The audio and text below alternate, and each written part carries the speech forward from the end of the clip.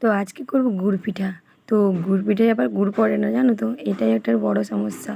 তো প্রথম মৌরি দিয়ে দিলাম, তারপরে ময়দা আর সুজি 3টা মতন মুঠা নিয়েছিলাম, কিন্তু সুজিটা আর একটু বেশি দিতে হবে, আমাদের একটু কম হয়ে গেছে। যাই হোক, জল দিয়ে একটু ভিজিয়ে রাখলে ভালো হয়। আর 2 চামচের মতন লবণ দিয়ে দেবো, স্বাদ অনুযায়ী দেখে তোমরা লবণ দেবে। আর চিনি দিলাম, এই দেখতে পাচ্ছ বাটির মানে 1 ইঞ্চি বাকি ছিল, বাটিতে দিয়ে দিলাম। আর একটু কুড়িয়ে রেখেছিলাম নারকেল।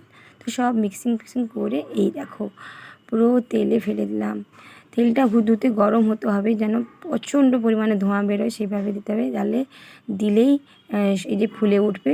দেখতে পাচ্ছ কত সুন্দর সুন্দর ফুলে উঠেছে।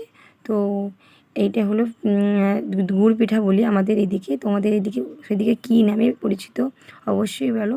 আর দেখো তুলতুলে নরম হয়েছে, এই দেখো ছেড়ে দেখো ভেতরে এই যে